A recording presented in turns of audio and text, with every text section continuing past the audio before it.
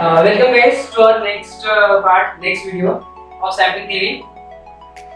Hey guys, अब तक अगर आपने सब्सक्राइब नहीं किया, लाइक नहीं किया, शेयर नहीं किया अपने फ्रेंड्स के साथ, दोस्तों के साथ, please do like, share and subscribe my channel for getting more and more videos. ये वीडियोस बनने के बाद आपके एग्जाम्स आ जाएंगे.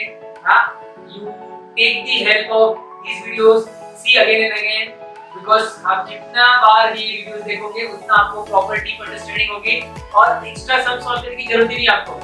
अगर आपको ये प्रॉब्लम समझ में आ रहे हैं तो you don't need to solve any extra problems. दो चार एक्स्ट्रा सम ले लिया, सॉल्व किया, definitely you will understand. Okay, see next part is sampling theory. अब तक हमने z टेस्ट के ऊपर सम्स किया था. Now come back to the next part where we have to solve the problems on t test. See that t test use कब करना है? आपको फर्स्ट पार्ट में बताया था कि जब सैंपल का साइज लेस देन 30 होगा और पॉपुलेशन का SD सिग्मा नहीं दिया रहेगा. When your population standardization sigma is not given, you are not knowing, and sample size is less than 30. In that case, you have to use t test. t test का formula क्या है? x bar minus mu divided by s by under root of n minus 1. ये type के sums को solve करने के लिए कि आपको वो 5 स्टेप में सॉल्व करना है. मैंने आपको 5 स्टेप बताया, कॉमन 5 स्टेप्स. सिर्फ बीच में थोड़ा सा चेंजेस, इसमें एक्स्ट्रा डिग्री ऑफ फ्रीडम आता है. आपको सॉल्व प्रॉब्लम पे जाने के पहले डिग्रीज ऑफ फ्रीडम क्या होता है, कैसे निकलते हैं, जरा 1 मिनट के लिए आप सुन लीजिए, you will understand. Degrees of freedom मतलब सपोज मैंने बोल दिया x plus y plus z is equal to 1. Okay, अब इसमें कितना वेरिएबल है? x y z 3 अननोन्स है. अब डिग्रीज ऑफ फ्रीडम क्या है इसमें? आपको अगर इसका आंसर निकालना है, डायरेक्टली आंसर सॉल्व होगा नहीं, बिकॉज़ एक ही इक्वेशन है और दूसरा इक्वेशन कुछ है नहीं, मैं बस I have to solve this. तो ये केस में अब तक आपने जो भी मैथ्स पढ़ा हुआ है उसमें कई बार ऐसे टाइप के सम्स आए होंगे. आपने क्या किया उसमें, कि आपको बताया गया रहेगा कि तीन में से किसी दो को आपको खुद से अज्यूम करना है. You are free to choose, you are free to select these two numbers. हां, अच्छा मैं बोलता हूं कि तीनों सेलेक्ट करो. तीनों में सेलेक्ट करोगे, मैं बोलता हूं कि x5 ले लिया, y2 ले लिया, z3 ले लिया, क्या ये वर्क करेगा? नहीं वर्क करेगा. अगर मैं बोलता हूं कि y मैंने 2 लिया, z मैंने 5 ले लिया, अब तीन में से कोई दो ही आप अज्यूम कर सकते हो. तीसरा ये इक्वेशन में पुट करिए, x + 7 = 1, so x = -6. अब ये वैल्यू हो गया x = -6, y = 2, z = 5. ये आंसर है. मतलब कितना फ्रीडम आपको मिला कि तीन में से कोई दो आपको फ्रीली चूज कर सकते हो, सिलेक्ट कर सकते हो. उसको बोलते हैं डिग्रीज ऑफ फ्रीडम. इसमें कैसा है, डिग्रीज ऑफ फ्रीडम आपको निकालना पड़ेगा टी टेस्ट वाले सम्स में. अगर आपके सैंपल का साइज 25 है तो you are free to select 24 at your will. 25 का 25 आप सिलेक्ट नहीं कर सकते हो. 24 आप सिलेक्ट करोगे, 25 वाला एक एक्स्ट्रा अलग से रह जाएगा, उसको आप 24 को यूज करके फाइंड आउट करोगे. Similarly like here x y z तीन वेरिएबल था, तीन में से दो को आपको पुट कर सकते हो बट तीसरा नहीं पुट कर सकते खुद से. तीसरा यहां पे पुट करके सॉल्व करना पड़ेगा, फिर आपको एग्जैक्ट आंसर मिलेगा. तो हमेशा डिग्रीज ऑफ फ्रीडम क्या होता है, जितना टोटल वेरिएबल है, जितना टोटल सैंपल का साइज है उससे एक कम. जितना टोटल सैंपल का साइज है उससे एक कम is degrees of freedom. Okay, यहां पे टी टेस्ट में सम्स में यूज होने वाला है, इसके लिए मैंने आपको पहले एक्सप्लेन कर दिया.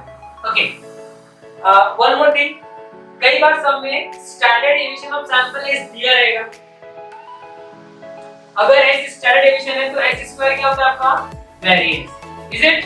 Because sometimes variance will be given, sometimes standard deviation will be given. तो सपोज ये प्रॉब्लम दी है तो कुछ इशू नहीं है, सीधे ये वैल्यू आप पुट करो, आंसर निकालो. अगर प्रॉब्लम में डेटा के फॉर्म में, टेबल के फॉर्म में डेटा दिया हुआ है, अगर 5 7 9 8 6 25 नंबर्स के फॉर्म में, डेटा के फॉर्म में अगर सैंपल का एलिमेंट्स दिया हुआ है तो उस केस में आपको ये वाला फॉर्मूला यूज करके आंसर फाइंड आउट करना पड़ेगा s का. डायरेक्टली s दिया तो ठीक है, बट यहां पे कैसा है, in here you will get your problem in this part. ये पार्ट में, ये टाइप में आपको प्रॉब्लम मिलेगा और इसका यहां से आपको sd दिया नहीं रहेगा. You have to evaluate the standard deviation, और स्टैंडर्ड डेविएशन फाइंड आउट करने का फॉर्मूला क्या है? ये क्या है, समेशन xi - x bar के स्क्वायर. मतलब हर एक एलिमेंट को मीन में से माइनस करना है, उसके स्क्वायर करना है और सबको ऐड करना है. ठीक है, प्रॉब्लम आएगा तो विल सॉल्व. हां, उसका एक और इजी तरीका है, उससे हम पूछ जाएंगे. बट आपको ये बता रहा हूँ कि अगर नहीं दिया रहेगा, टेबल के फॉर्म में दिया है तो आपको ये s निकालना पड़ेगा, ठीक है? Okay, come back to the sum, take down this, guys take down this,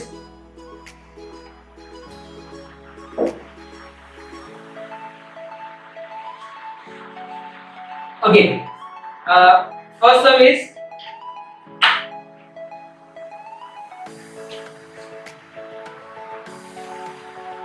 nine items of a sample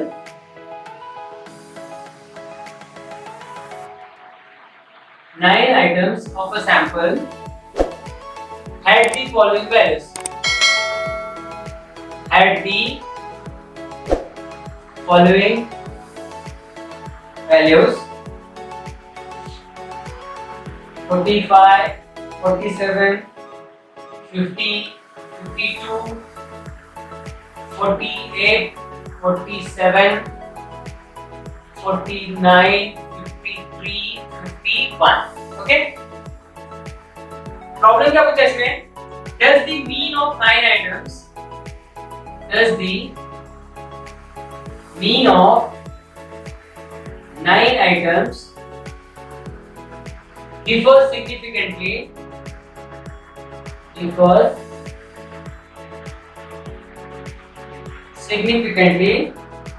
from the assumed population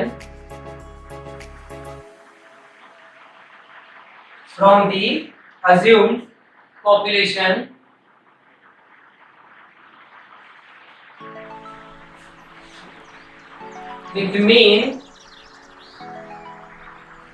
47.5. Okay?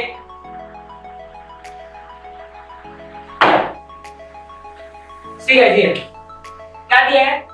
Sample का साइज कितना दिया है? Solution, first of all sample का size कितना दिया गया आपको?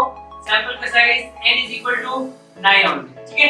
Sample का साइज less than 30 है, yes, but still we will not conclude that we will go for the biggest, because suppose अगर population का standard deviation sigma दिया रहेगा तो आपको z यूज करना पड़ेगा, भले ही सैंपल का साइज less than 30 है। देखिए population का st दिया है क्या? The 9 items of a sample had the following values, ये टेबल के फॉर्म में वैल्यू दी थी आपको।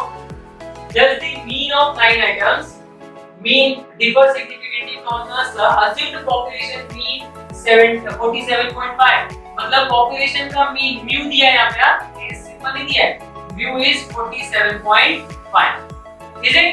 mu आपको दिया 47.5, n का वैल्यू दिया है 9, ये टेबल के फॉर्म में सैंपल का एलिमेंट्स दिया हुआ है, तो आपको स्टैंडर्ड डेविएशन निकालना पड़ेगा, जैसे मैंने आपको बताया था जैसे स्टार्टिंग में। वो कैसे करेंगे? सबसे पहले क्या करना है आपको ये पार्ट में? सबसे पहले आपको मीन निकालना है। मीन क्या होता है? ये सबको ऐड करो and divided by 1 2 3 4 5 6 7 8 9, total 9 elements है, सबको ऐड करो डिवाइड बाय 9, 1 2 3 4 5 6 7 8 9, यस, सबको ऐड करो divide by 9, okay, 45 plus 47 plus 50 plus 52 plus 48 plus 47 plus 49 plus 53 plus 51 divided by 9, you will get its value as, see that, you will get its value as 49.11, is it? Yes. जो आपको मैंने formula बताया था guys कि standard deviation s का formula क्या होता है? Under root of summation xi minus x bar का स्क्वायर डिवाइडेड बाय n, ये फॉर्मूला होता है। मतलब क्या हो गया? हर एक एलिमेंट को उसके मीन से माइनस करो, मीन कितना है? 49.11, अगर आप हर एक को 49.11 से माइनस करोगे सब पॉइंट में आएगा, उसके स्क्वायर करेंगे वैल्यू बड़ा हो जाएगा, रूट लेंगे तो वैल्यू और पॉइंट में डिजिट बढ़ जाएगा। तो उससे बचने के लिए आप उससे क्या करना है? तो क्लियर के सारे सब के लिए क्या करना है आपको? अगर इसका वैल्यू एग्जैक्ट 49 आया होगा तो फिर ये वाला फॉर्मूला यूज करेंगे, बट इसमें कैसा है? आपको पॉइंट में आंसर आ रहा है, सो इन दैट केस आपको सबसे पहले एक नया टेबल बनाना पड़ेगा, ठीक है? न्यू फॉर्म टेबल में बना रहा हूं,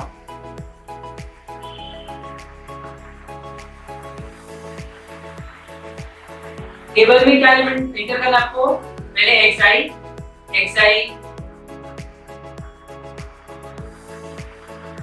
क्या आएगा? आपका एलिमेंट्स आएगा 45 47 50, 52, 48, 47, 49, 53 and 51. Okay, yes. Then I have to find out the DI first of all. DI इसमें क्या होगा guys? DI is nothing but xi को हर एक एलिमेंट को आप DI मतलब अज्यूम करिए कोई value, proper fix value assume करो। 49.11 आया, 49.11 आप take for finding the DI हर एक एलिमेंट को उसके अज्यूम्ड मीन में से माइनस करना है। अभी अज्यूम्ड मीन इसका आप ले सकते हो 48, 49, 50 मतलब ये नंबर के आसपास का कोई exact value. You can take assumed mean as 47, 48 whatever. So I have taken this as 48. अब क्या करो हर एक को 48 ना। You can take this as 47 also. You can take this number as 50 also because 49.11 के पास में 48 भी है, 49 के 50 भी है। मैंने 48 लिया, take this as 48. तो हर एक को 48 से माइनस करो, नंबर छोटा हो जाएगा। देखिए हर एक को 45 8 से माइनस करो, 45 माइनस 48 कितना आएगा? -3। 47 minus 48 -1, 50 minus 48 2, 52 minus 48 4, 48 minus 48 0, 47 minus 48 -1, 49 minus किया 53 माइनस 48 5, 51 माइनस 48 is 3। ठीक, ओके। ये फाइंड आउट करने के बाद एक वैल्यू आपको और निकालना है which is the DI का स्क्वायर। मतलब ये जो आपने DI फाइंड आउट किया है डिफरेंस बिटवीन द मीन्स निकाल के हर एक का स्क्वायर करो। DI क्या था? हर एक एलिमेंट को उसके मीन में से आपने माइनस किया है अज्यूम्ड मीन में से, इसके लिए DI नाम दिया। अभी ये क्या होगा गाइस? DI का स्क्वायर, इसका स्क्वायर 9, इसके स्क्वायर 1, इसके स्क्वायर 4, इसके square 16, 0 1 1 25 and 9। Is it? Next you add all these things।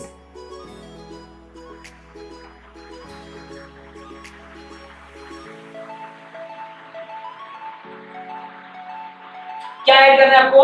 ये सबको ऐड करो, वो फॉर्मूले में मुझे चाहिए। समेशन DI इक्वल टू कितना आ रहा है और summation DI square equal to कितना आ रहा है, ये सबको आप ऐड करिए। हां, एट दिस क्या मिल रहा है आपको? इसका वैल्यू मिल रहा है मुझे 10 और इसका वैल्यू मिल रहा है मुझे 6। ये सबको ऐड करना है, ठीक है?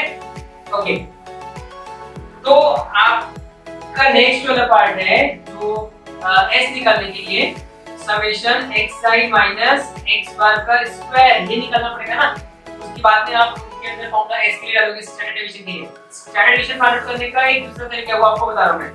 इसका आंसर क्या होगा? How to find out the value of this term. इसका आंसर आपको निकालने के लिए ये है, this is nothing but summation DI square minus summation DI का whole square divided by n। ये फॉर्मूला है, याद करके ले लो। ये टाइप के हर समय आपको ये फॉर्मूला यूज करना है। Summation DI square minus summation DI whole square डालना है। ये वैल्यू कितना है guys? 66। So 66 minus summation DI का होल स्क्वायर मतलब 10 का square 100 divided by n। n sample का साइज कितना है? 9। ठीक है, ये कैलसी में आप इसका आंसर निकालो गाइस। कैलसी में आंसर निकालो 54.89 आएगा, 54.89 आएगा। Okay, now standard deviation s equal to क्या होता है? Under root of summation xi minus x bar का स्क्वायर डिवाइडेड बाय n। क्या होगा? अंडर रूट ऑफ, ये आंसर कितना आया? यहाँ पे देखिए 54.89 डिवाइडेड बाय n कितना है? 9 डिवाइडेड बाय 9। इसका आंसर कितना है guys?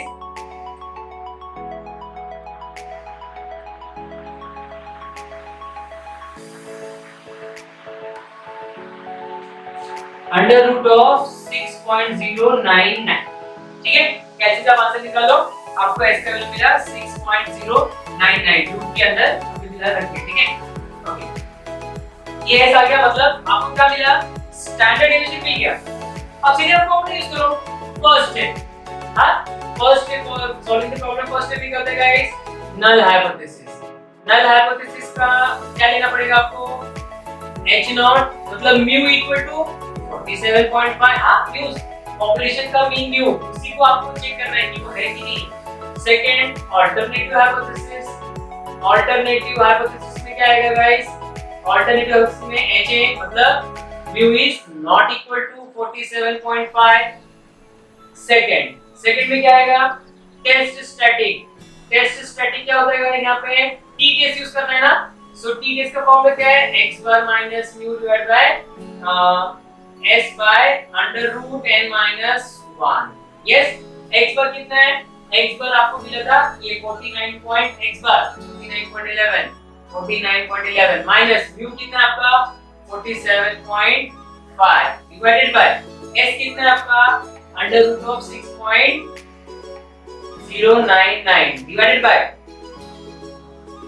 Bye under root n minus 1, मतलब अंडर रूट ऑफ 9 माइनस 1 कितना आएगा 8। यस, ये सब कैलसियम, आप इसका आंसर निकालिए, डायरेक्ट आंसर बता रहा हूं, इसका वैल्यू आएगा 1.84, इसका आंसर आएगा 1.84। ओके, नाउ थर्ड स्टेप में क्या था, level of significance. Level of significance बोला गया है यहाँ पे, नहीं बोला है level of significance, so we will take it as 5% level of significance because it is not mentioned. ये टी टेस्ट में देखिए z टेस्ट का 5% के लिए वैल्यू था 1.96, 2% के लिए, 1% के लिए, 10% के लिए वैल्यू मैंने आपको लिख के दिया हुआ था।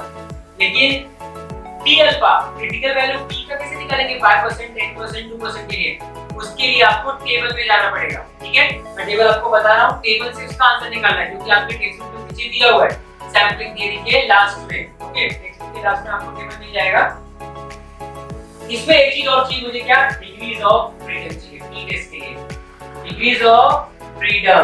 मैंने क्या बताया आपको, अगर तीन वैल्यू निकालना है x + y + z = 1, तो you are free to choose how many variables, 2 only, तीन में से कोई दो सिलेक्ट कर सकते हो, मतलब एक कम। तो यहाँ पे भी कितना है, टोटल सैंपल साइज कितना है 9, तो 9 में से डिग्रीज ऑफ फ्रीडम कितना है, आप एक कोई भी सिलेक्ट कर सकते हो, 9th वाला उसमें पुट अप करके सॉल्व करना पड़ेगा।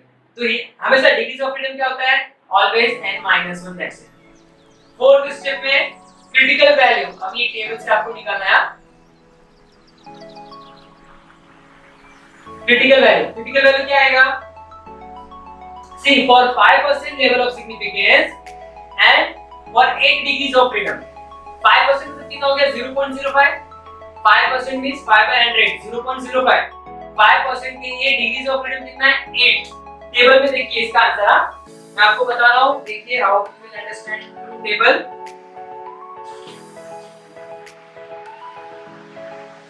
देखिए लास्ट वाले पेज पे आपके पास टी का टेबल दिया हुआ है, परसेंटेज ऑफ टी डिस्ट्रीब्यूशन, ये आपके पास है गाइस एवरीवन, ये आपके पास रहेगा टी डिस्ट्रीब्यूशन का टेबल। आपको चाहिए तो नेट से निकाल लो, या तो आपके टेक्स्ट बुक में है, अगर आपके पास टेक्स्ट बुक है तो ओके, सी दैट क्या निकाला 5% के लिए 8 डिग्रीज ऑफ फ्रीडम के लिए टी अल्फा का वैल्यू, तो 5% मतलब क्या बताया मैंने आपको 0.05, 5% के लिए 0.05, तो यहाँ पे देखिए ये 20% है, ये 10% है, ये 5% है, 2% है, ये 1% है। टेबल में से मेंशन किया 1%, 2%, 5%, 10% एंड 20%। यहाँ से आपको क्या करना है 5% के लिए ना, तो 5% कौन सा है, यहाँ से थर्ड वाला कॉलम देखो, यहाँ से थर्ड वाला कॉलम 0.05 मतलब 5% है, थर्ड वाला कॉलम, थर्ड वाला कॉलम क्या करना है, कितना डिग्रीज ऑफ फ्रीडम है 8, तो 8 डिग्रीज ऑफ फ्रीडम, देखिए यहाँ पे डिग्रीज ऑफ फ्रीडम दिया हुआ है, 8 किधर है, ये वाला, मैच करो 8 के लिए 5 डिग्रीज ऑफ फ्रीडम के लिए, मतलब 5% के लिए 8 का वैल्यू क्या मिल रहा है यहाँ पे 2.306। कैसे, 5% के लिए यहाँ पे देखिए 0.05 वाला value and 8 degrees of freedom, 8 कितना है गाइस यहाँ पे 8 डिग्रीज ऑफ, अगर 10 डिग्रीज ऑफ फ्रीडम रहेगा तो ये वाला वैल्यू आप देखोगे कौन सा मैच कर रहा है दोनों में, हाँ यहाँ से है, यहाँ से जो मैच कर रहा है वो वाला आपका आंसर हो जाएगा। तो 5 degrees of freedom, degrees of freedom 8 है और 5% के लिए, तो 0.05 में 8 वाले रो से आप मैच करो, वैल्यू आ रहा है 2.306। ओके, यस 2.306, तो ये वैल्यूज कितना है, critical value is P alpha is equal to 2.306। अभी आप देखिए T टेस्ट का वैल्यू कितना है 1.84 और T अल्फा का वैल्यू कितना है 2 पॉइंट, ये लेस है ना, तो हाइपोथेसिस इज एक्सेप्टेड। फिफ्थ वाले में क्या है गाइस, डिसीजन क्या है, since computed value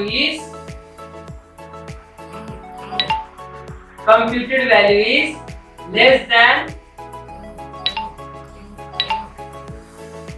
critical value. So hence hypothesis accepted. Hypothesis accepted means जो पूछा है ना वो आंसर करेक्ट है, मतलब yes, mean of 900 differs significantly from the assumed population mean 47.5. मतलब yes, means are differ significantly. Yes, means are differ significantly. Okay, means are differ significantly.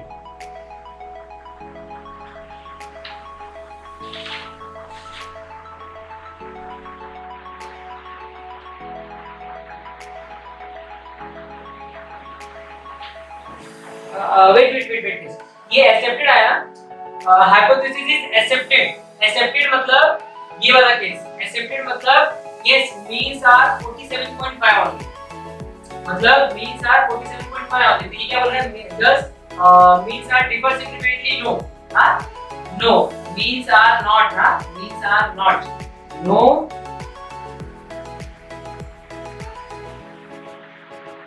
means are not differ significant, not क्यों, because ये accepted आ गया ना, मतलब mu equal to 47.5, मतलब जो sample लिया है उसका भी मीन 47.5 के आसपास ही जा रहा है, बहुत दूर नहीं जा रहा है, ये accepted आ गया मतलब they are not differ significant, हाँ, ठीक है, take down this.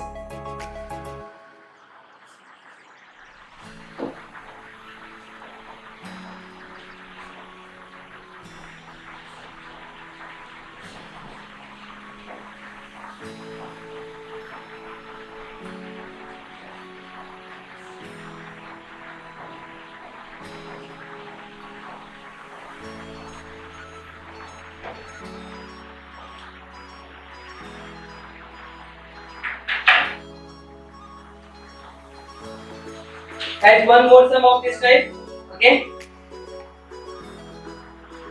See, ये वाला सम एक्सरसाइज का सम है और बहुत बार एग्जाम में आया हुआ है, so we take that those sums because और प्रॉब्लम्स आपके बुक में सेम मेथड है, टेबल्स के फॉर्म में वैल्यू दिया रहेगा, आपको स्टैंडर्ड डेविएशन ऑफ सैंपल निकालना पड़ेगा, फॉर्म लिख सकते हैं वो di square like this. Same problem एक और ले रहा हूं मैं, ट्राई टू अंडरस्टैंड, आपको ये डेफिनेटली समझ में आ जाएगा और अच्छे से, ठीक है. Right this some.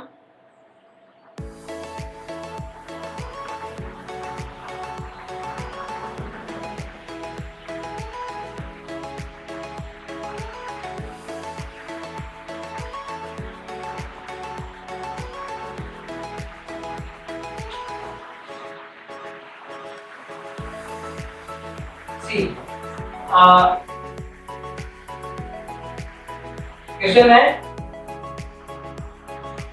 a certain drug administered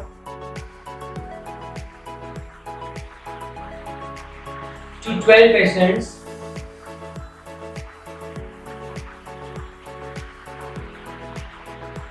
resulted in the following change.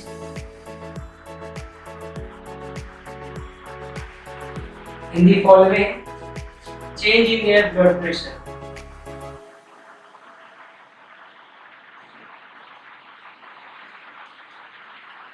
Change in their blood pressure 5 2 8 minus 1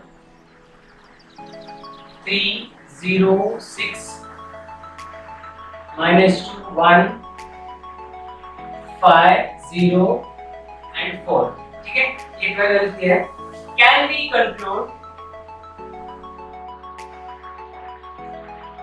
Can we conclude that the drug increases the blood pressure? Drug increases the blood pressure. Okay, ये बहुत बड़ा exam है, थोड़ा सा different है बाकी sums के हिसाब से, गाइस थोड़ा सा डिफरेंस है. प्रॉब्लम एक बार फिर से पढ़िए. A certain drug administered to 12 patients, मतलब कोई मेडिसिन 12 पेशेंट्स को दिया गया है, resulted in the following change in their blood pressure. Blood pressure में ये चेंजेस आया है.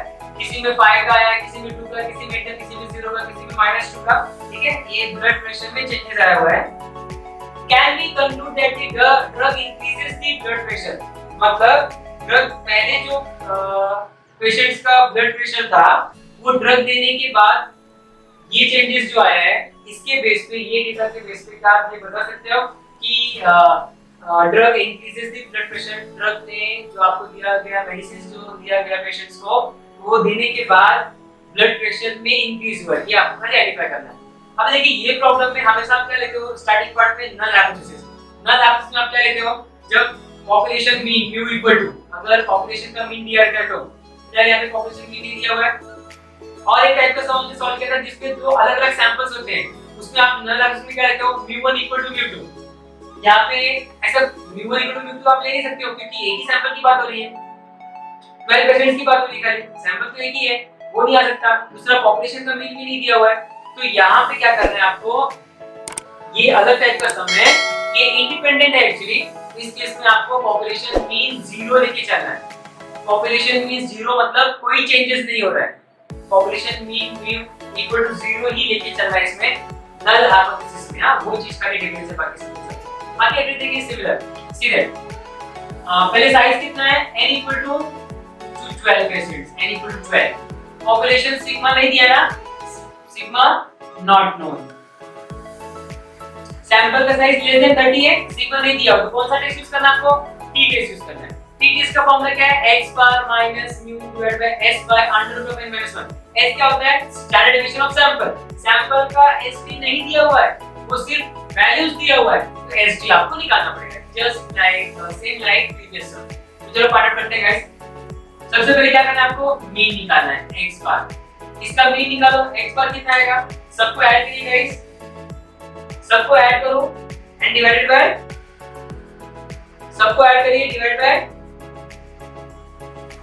I don't have calci right now, so everyone add this.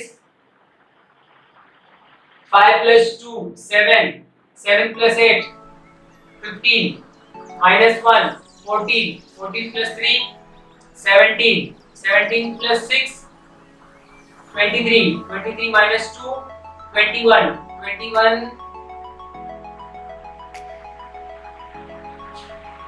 plus 1 22, 22 plus 5 27 and 27 plus 4 27 plus 31। ये कितना है गाइस, 31। x बार कितना है आपका, सबको ऐड किया 31 डिवाइड बाय कितना है गाइस 12, तो 31 by 12 कितना आ रहा है, 31 by 12, 31 divided by 12 कितना आंसर है 2.58। ठीक है, नियर अबाउट 2.58 का वैल्यू आ रहा है।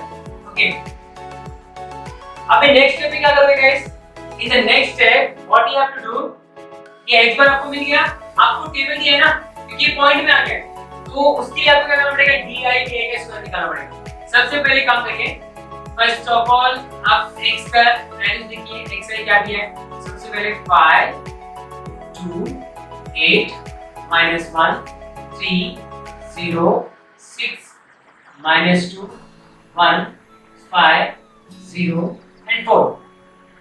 Now find out the difference di।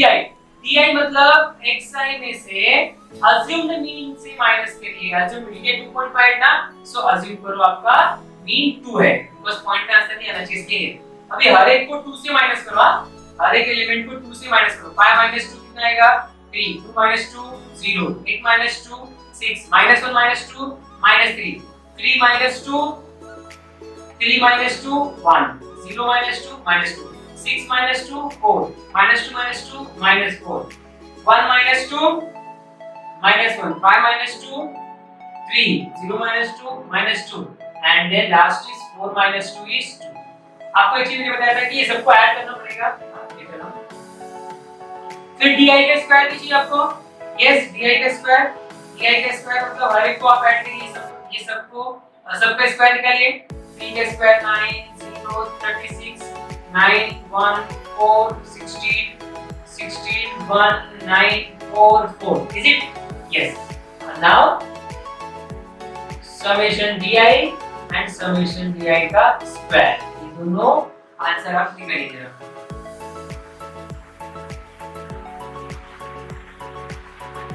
Okay, ये समीकरण कितना आएगा, ऐड करिए। 3 + 6 9, 9 - 3 कितना होगा गाइस, 6, 6 + 1 7, 7 - 2, 7 - 2 is 5, 5 + 4 9, 9 - 4 5, 5 - 9, 5 - 1 4, 4 + 3 7, 7 और ये तो 0 हो गया, तो कितना आंसर आएगा, ये 7। ये वाला ऐड करिए। 9 + 36, 9 + 36 + 9 + 1 + 4 + 16 + 16 + 1 + 9 + 4 + 4 12 लीजिए ना, 1 2 3 4 5 6 7 8 9 10 11 12। ओके, कितना आंसर आया, इसको ऐड करने पे 109 आया। ठीक है, दिस आंसर इज 109। एक बार ये चेक कर लेते हैं 7 आया क्या, ये -2 -2 कैंसिल हो गया, ये 4 गया, ये -2 -2 गया, ये 3 और -3 गया, 6 + 3 9, 9 10, 10 और -3 -7 बराबर। Okay, we got this answer. So आपको अभी फाइंड आउट करना है summation xi minus x bar का स्क्वायर। क्या फॉर्मूला था इसका, summation di square minus summation di का whole square divide by n। Summation di square मतलब कितना, 109 माइनस समेशन di का होल स्क्वायर, 7 का स्क्वायर कितना होगा, 49 डिवाइड बाय n। n कितना आपका, n is 12 divide by 12। So 109 minus 49 by 12 find out करो गाइस। 49 डिवाइडेड बाय 12 कितना आंसर आया, 4.083। 109 से माइनस करो, 109 माइनस 4.083 कितना आंसर आया, 104.91। ठीक है, ये आंसर मुझे मिला। ओके, नेक्स्ट आपको क्या करना है इसमें, after this I will find out the s equal to क्या होता है, under root of summation xi minus x bar का square divided by n under root of, इसका आंसर कितना है गाइस, 104.91 डिवाइडेड बाय n कितना है, 12। सो ये आंसर कितना आएगा आपका,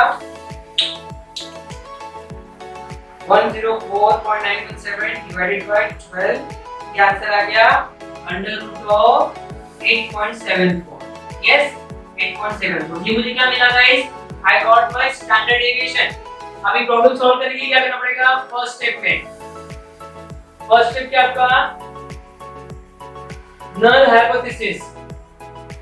नल हाइपोथेसिस में क्या आएगा, mu is equal to 0 because population के मीन के बारे में कुछ नहीं दिया है, दो सैंपल भी नहीं है कि मैं म्यू इक्वल टू म्यू ले लूं, अलग-अलग सैंपल्स का मीन लेके पॉपुलेशन का, बट यहां पे कुछ नहीं दिया है, तो in that is what equal to take mu equal to 0 and alternative hypothesis में क्या आएगा, अल्टरनेटिव हाइपोथेसिस में गाइस क्या आएगा, mu is not equal to 0। Second step में टेस्ट स्टैटिक, इसका आंसर निकालिए। टेस्ट स्टैटिक में क्या होगा, t equal to x bar minus mu divide by s by under root of n minus 1। x bar कितना है, 2.58 माइनस म्यू कितना है यहाँ पे 0, हां because not given, we have to take this as 0। s कितना है, under root of 8.74 divided by under root of n minus 1, n कितना है 12 ना, so under root of 11। Okay, so you evaluate this direct calci में guys, इसका answer evaluate करिए।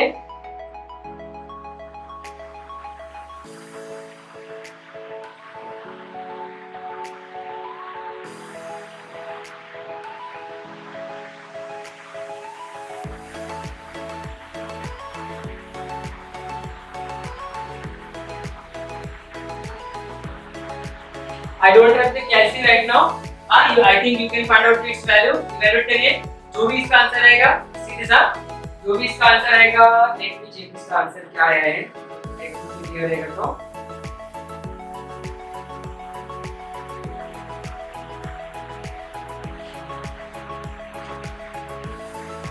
H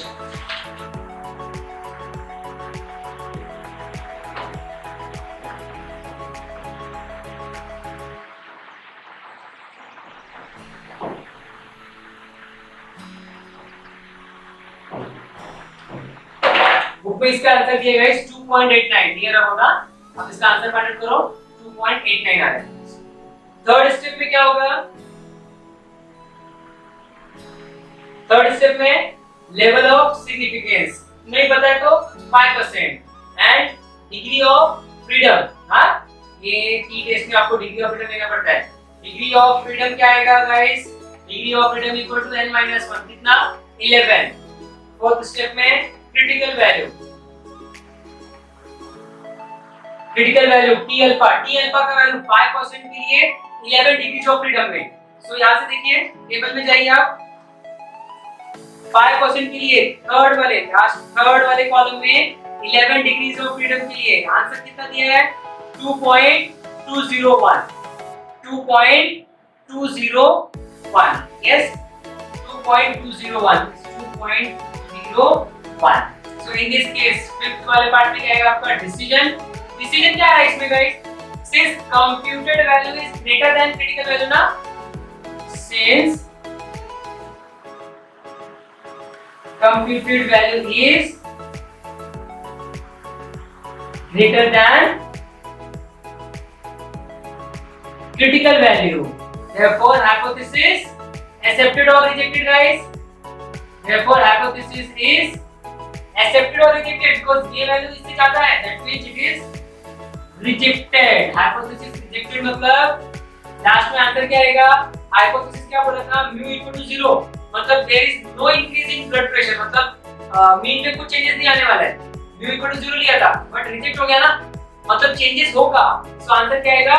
there is increase in blood pressure after giving drug. There is increase in